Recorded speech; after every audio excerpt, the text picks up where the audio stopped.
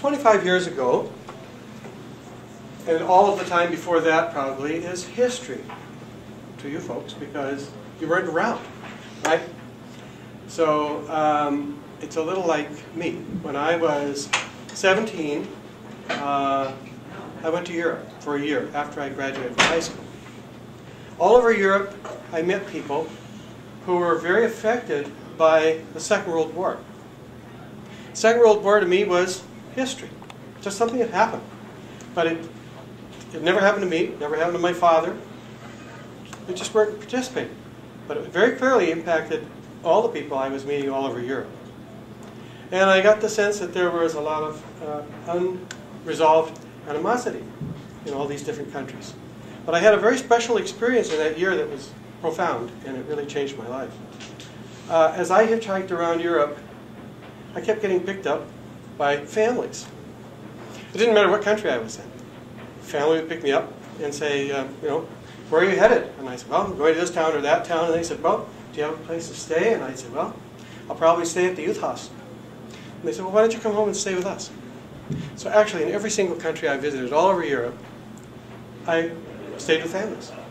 Not to say that I never stayed in a youth hostel, but that was a very common experience for me to stay with a family.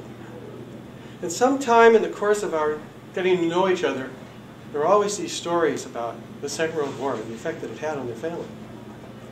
And of course, what I was observing was that, guess what? They were all families, and they were all living out the lives of normal families. And this was a tragedy, certainly, that had happened all over Europe. But the power that I got from it was, wow, if these families had known each other, I'm sure they wouldn't have gone to war with each other.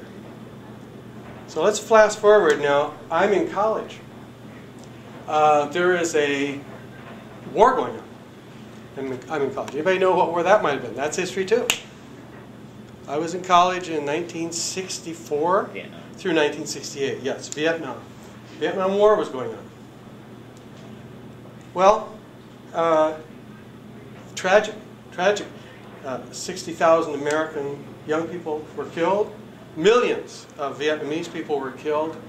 And as we come to learn later in history, we probably shouldn't have been there, shouldn't have done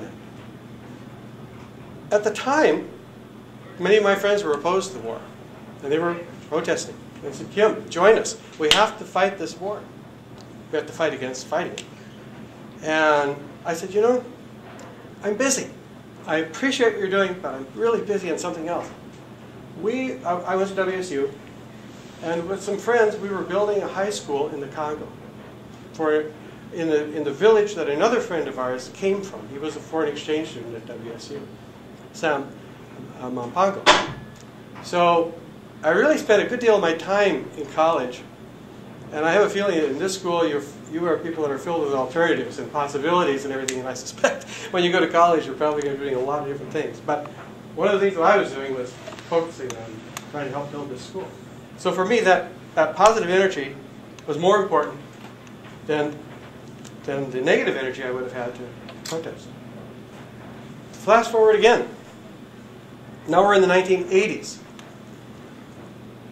With Ronald Reagan's administration, there was a real desire to stop communism at America's back door.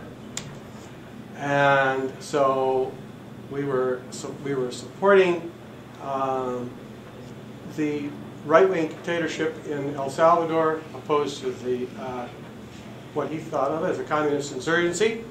It was certainly a populist insurgency against them. In Nicaragua, there was also a dictator being supported. The dictator was overthrown by the Sandinistas. Sandinistas came to power, and almost immediately the Reagan administration started to formulate a counter-revolutionary effort in Nicaragua. There were a lot of people who were dissatisfied with the Nicaraguan revolution, so they were motivating those people and trying to whip up sentiment against their revolution. So, many of us were opposed to the United States' involvement in Central America. We felt that these countries should have self-determination. They should be allowed to have the kind of government that they wanted to have. It wasn't up to us to decide to crush their own revolutionary efforts. So, I belong to a peace group. We protested. We protested on the streets of Seattle, trying to get this on the steps of the federal building. I was even arrested in the streets. Nonviolence, always with nonviolence. But to me, it wasn't really satisfying. I said, you know what? I think what we should really be doing is we should take our little island community, Bainbridge Island, 15,000 people, and we should befriend another whole island community somewhere else in Central America. And that if our community connected with that community in a lot of ways and over a long period of time, would make a profound statement about world peace, about the human family, and about possibilities. So I started kind of pushing for that. And then I had an opportunity to go to Nicaragua. And I went down with the hope of finding an island that we would be able to befriend. I did go to Ometepe Island. This island.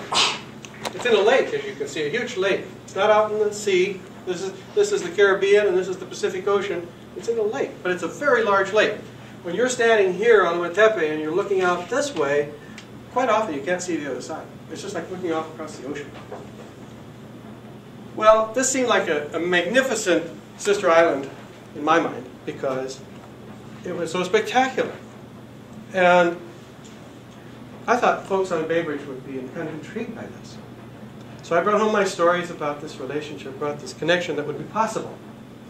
And there are quite a number of people on Bainbridge who were excited about it. Now, 25 years later, we're still excited about it.